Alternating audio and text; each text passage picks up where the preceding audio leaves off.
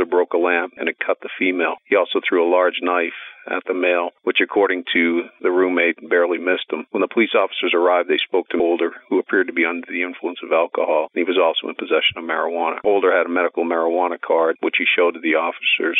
They'd start up, and then it'd die down, and they'd just back and forth. There was really no known point of contention that started their argument. The woman was treated for the arm injury at the scene, and Older was taken to jail and booked for aggravated assault and disorderly conduct per domestic violence.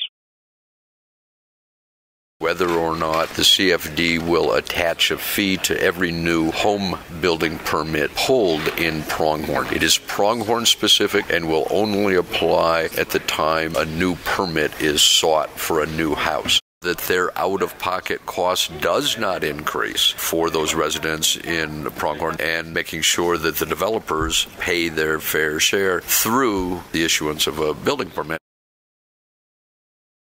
We think there's enough exchange of value between assets that are up there and not collecting rent on those assets in the future that seems to be a reasonable remuneration, and that the gift clause is not a concern. There's no gift clause issue between two public entities like CYP and the city, so we're not charging the city any rent for their current equipment that they have on that tower, and I suspect any future equipment would generate a renegotiation of that agreement. That's one of the things that the community came to me was that the transparency in the meetings were difficult, 2 o'clock on Mondays, and they weren't televised. So transparency was the issue that I was working on, and I requested this proposal from Channel 15. The earliest would be next meeting, which would be in February, but I would assume the latest we would get those televised would be the March meeting. If staff can get all the details worked out in time, we'll have next meeting. If not, it'll be in March.